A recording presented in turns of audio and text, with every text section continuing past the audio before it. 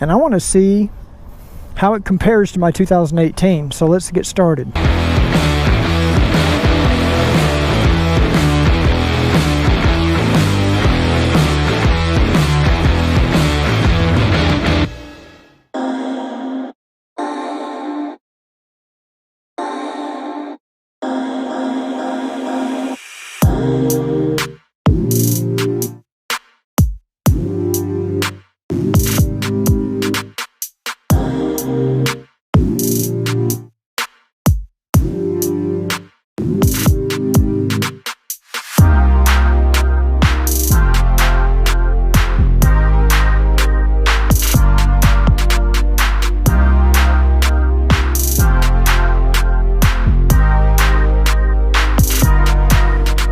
Well, hello everyone, this is Cruiseman. Today I am at Shawnee Honda in Shawnee, Oklahoma, which is where I bought my 2018 Goldwing. Many of you have seen. And today I'm going to test ride this new 2020 Goldwing. And I'm telling you, it's the same paint that I've got on mine. The only difference is it's blacked out. It's got the blacked out engine. You can see the cylinders compared to mine over here, which are silver. It's even got black chrome for the Honda name. It's got some cool gray pinstriping all around. It's got the new handrails. Look at that. You can get your hand in there and actually grip it. Very cool. And I'm going to take this thing out for a ride, and I want to see how it compares to my 2018. So let's get started.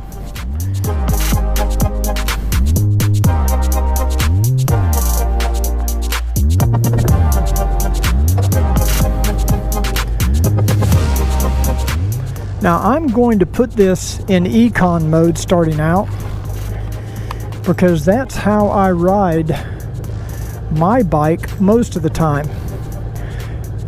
Now the first thing I notice just sitting here before I even go anywhere is how much smaller that factory windscreen is than the F4 Customs I have on my bike. I forgot how narrow the factory screen is, and of course it's not as tall either. But it is pretty sleek looking, I will admit. So let's go for a ride and see if we can tell any changes that they've made to this DCT transmission. So, because supposedly Honda has made some changes to the DCT. So we'll see if I can tell it in Econ mode, because that's what I'm used to riding in most of the time. So we're just going to run up here, and I don't have my handlebar mounted GoPro, obviously, so all you're getting today is the helmet cam on my GoPro 8.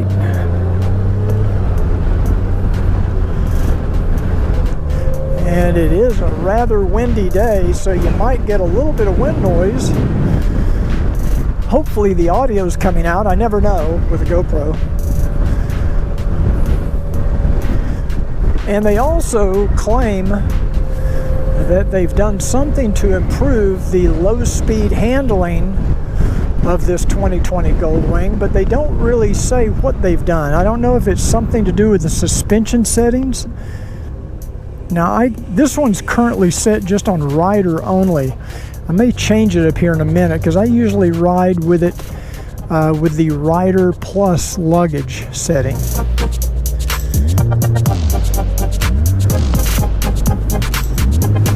That was an interesting little shift there.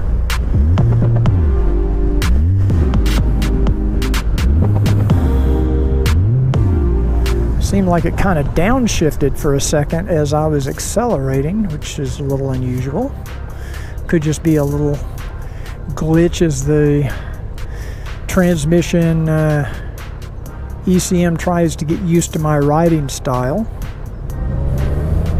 We're gonna kind of pop over the freeway here, and I think we can find a little back road that we can turn left on, and maybe see how this 2020 handles. Ooh, I bottomed out the front shock on one little bump.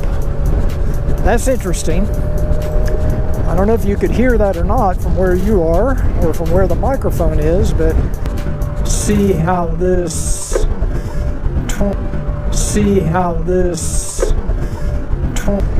it wasn't that big of a bump, and it bottomed out the front shock. I heard it smack.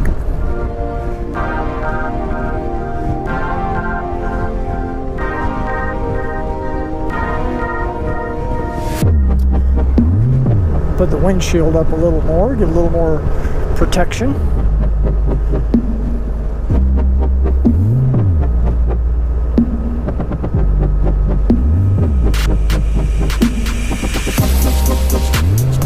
Well, it certainly feels smooth on the road, just like you would expect. I also need to adjust my mirrors, so I can't see anything behind me.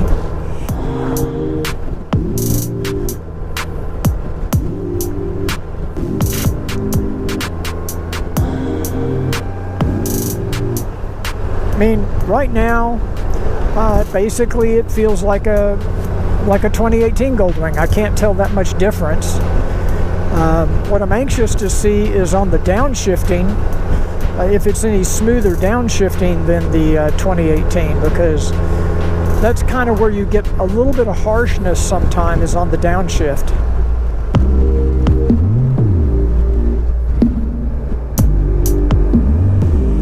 I think that was where I was supposed to turn.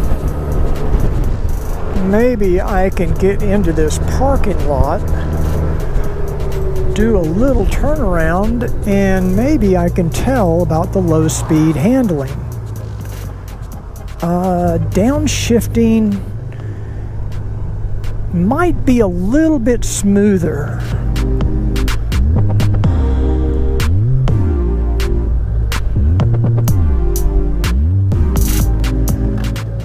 Not sure. I'm going to stop and adjust these mirrors real quick.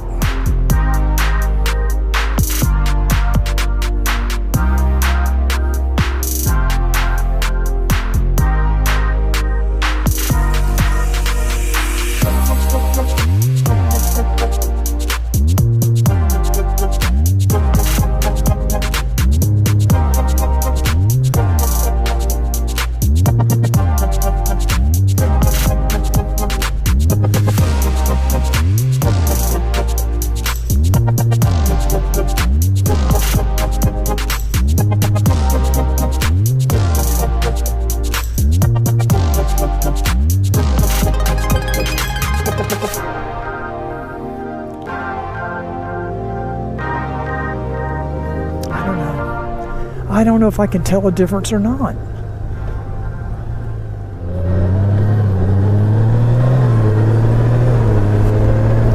Now the bike is shifting smoothly, but I don't know if it's significantly smoother than the 2018. My bike shifts pretty smooth, and I got one of the early 2018s, so I've never had a problem with my DCT as far as shifting smoothly. Just the downshifts, when you're coming like from 45 miles an hour to a stop, they can feel a little harsh sometimes. So I'm slowing down from about 45 miles an hour here, and yeah, the downshifting might be a little smoother. That might be improved over my bike. So I think I can tell the difference on the downshifts. Upshifting is about the same, but then again, my bike is smooth on the upshifts, so really no issue on my bike.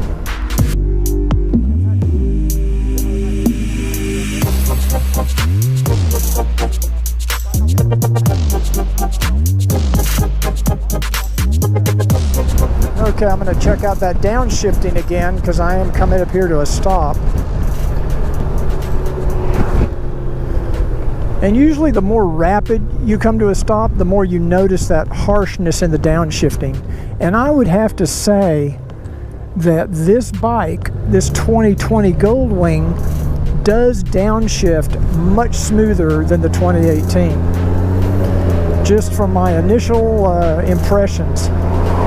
I've gone from about 45 down to 0 pretty rapidly now, 2 or 3 times, and I haven't noticed that clunkiness or that harshness of that DCT. Now, in addition to that improvement, it's possible that they've improved things in the DCT that will maybe cause the transmission to last longer or to be more reliable. I really don't know. I have heard of a few cases where people have had issues with their DCT, but they're pretty few and far between. Most people, the DCTs have been very reliable. I know mine has been.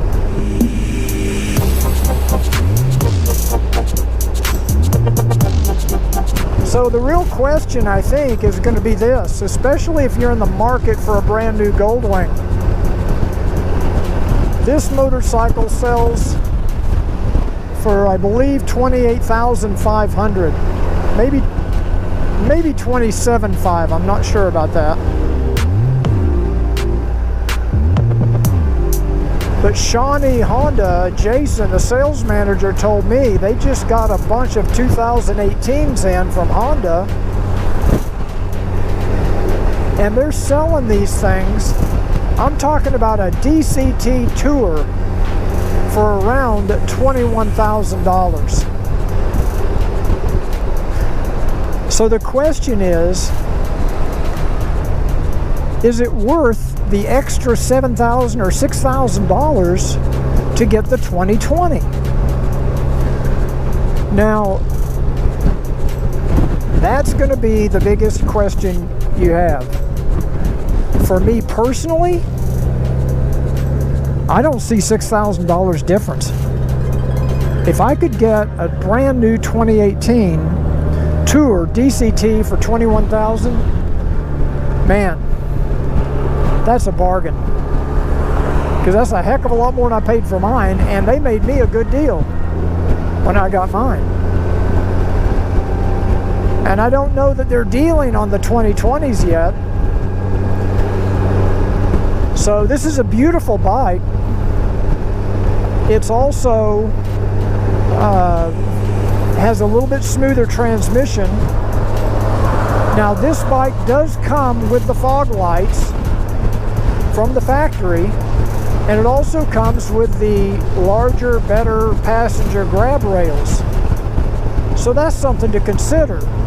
However, you can upgrade your 2018 with the fog lights for about, I don't know, $400 or $500 maybe. And for another $275 or $280, you can put on the new grab rails. So for less than $1,000, you could basically have everything this bike has except for the improved DCT transmission. Now, I tried out the glove box opener, button, latch, whatever you want to call it, and I couldn't tell the difference. So they claim they improved it, but if they did, I can't tell it. So there's my review of the 2020 Goldwing. If you like this video, please give it a thumbs up. Don't forget to click that little subscribe button down below. And if you want to save some money on a brand new 2018 Goldwing, check out Shawnee Honda. It'd pay you to buy a $100 or $200 plane ticket, fly here from wherever you live, and ride the bike home. I drove 180 miles from Dallas-Fort Worth to buy my Goldwing at Shawnee Honda. That's the second Goldwing that I've bought. So I'll put their email and contact information in the description of this video. And I think they've only got about 20 of those 2018 Goldwings, so don't wait, because they'll be gone before too long.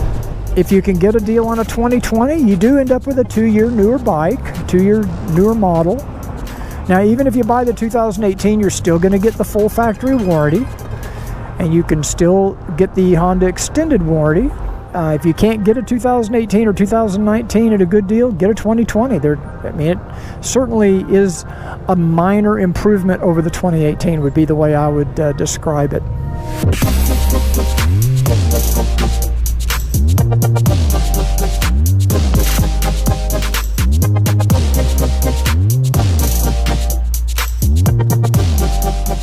If you enjoyed this video, please take a second to give it a thumbs up, and don't forget to click the subscribe button down below.